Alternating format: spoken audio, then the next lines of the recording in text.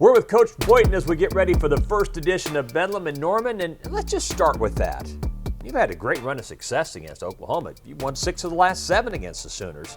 Is there any, obviously it's all about matchups, but does a rivalry play any role in that? Do you feel, is there any secret sauce, so to speak, you've had in this battle? Well, I don't know if there's a secret sauce, but I do believe that you got to embrace it.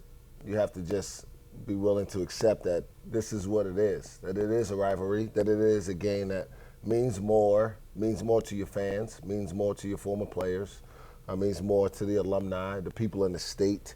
There are a lot of people who don't particularly follow basketball in the state that will probably be following the Bedlam basketball game on Saturday. And so with that in the back of your mind, not that you prepare differently, but you just understand the stakes are higher and you have a little bit higher sense of urgency. And we portrayed that to our guys, many of which who haven't been in this game, some of which who never have had a rivalry before.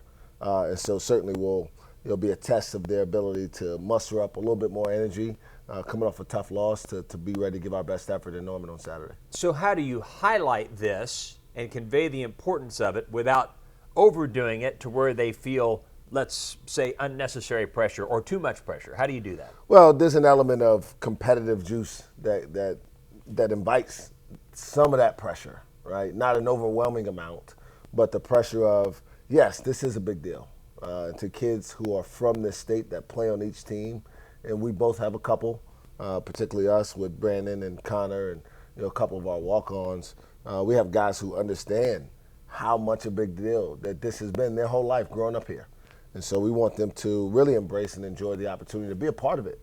There's a long story of this rivalry that is being told, and in many ways is coming to an end in this way as far as conference rivalry. But it'll be an in-state rivalry forever. Not sure if we'll play moving forward, but we'll enjoy Saturday and try to give it our best to make sure our fans are really, really proud. And when they go to work on Monday, they have some bragging rights. Yeah, I was going to ask you, do you have any thoughts? Have there been any discussions that you can share about what this series might look like in basketball after this year? There's been a lot of suggestions. I do think that there's a really good possibility that the series will continue. I don't want to get too far ahead because I don't know the details and I don't know when.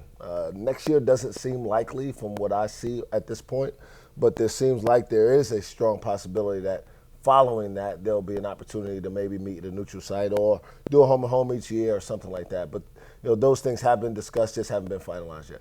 Okay, this is a bit of an odd question, but it sounds like you and Porter Moser have a really good relationship.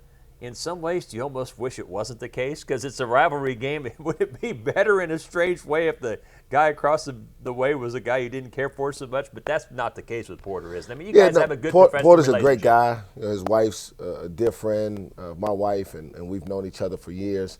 And I enjoy competing against people who I respect. Okay. And I respect him. He's done a tremendous job regenerating their fan base and their program this year. They got a really good team. And so it presents a great challenge. And it's one thing to beat up on somebody you don't like and don't talk to. It's another thing to have an opportunity to beat somebody who you'll talk to again and you can rib a little bit about how you've done against them. So there's a way to enjoy both, and I can understand both sides of it. Absolutely. How have they changed? Because they look dramatically different than what they have the last year or so. They're significantly more athletic than they've been certainly the last 2 years. But even I don't know if I've faced a team this athletic since I've been coaching here. I'm sure they've had some teams in the past that have been really athletic, but they're really athletic on the wings, particularly. When you talk about Jalen Moore and Otega Owe, who has been really, really good. They got 2 really good guards. Milos Hussein, who returns from last year, was a freshman, really good player. But they've added Javion McCullum, who's one of the better guards in our league, a transfer from Siena, which give them 2 really good playmaking guards. And then they've got some good size. Sam Godwin's back, but they added a kid, Hughley, who transferred in from Pittsburgh. They give him some girth inside and some force. And obviously, they're playing with a great deal of confidence. They've only lost, they lost 2 home games a couple weeks ago, but they've defended their home court really, really well this year. And so it'll be a great challenge for us, and I'm looking forward to seeing how our young guys respond to what I would imagine will be a really, really hostile environment, which honestly we haven't faced that much down there.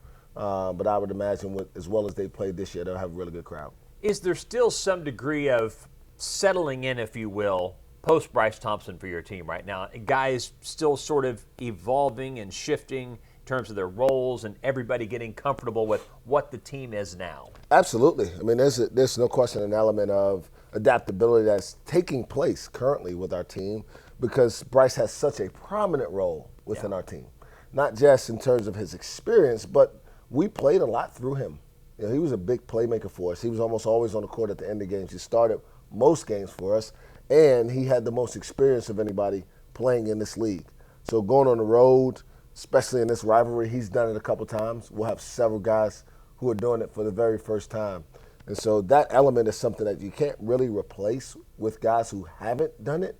You just got to throw them out there and hope that they figure it out faster than, is usually capable of most guys. Who does it impact the most? Any one player? I would say Jamiron Keller in terms of just positionally needing another backcourt player. Needing another guy who can be a playmaker, a ball handler, a perimeter defender. We're asking him to step up in a quicker fashion, but also a little bit lesser degree because there are things we've asked him to do. We're just asking him to do more of is Javon Small and John Michael Wright. Is carrying the load offensively a little bit more because it's probably 15 to 16 or 18 shots or so that Bryce usually is accountable for that are now available for somebody. And they're the most capable of absorbing that. Jarris Hicklin also, but to a lesser degree. But Javon and John Michael have to continue to step up their game and carry more of the offensive load for us. It's the Cowboys and Sooners on Saturday, then a week between games as the Cowboys enjoy the bye week, which returns to Big 12 play this week. We'll talk to you next week.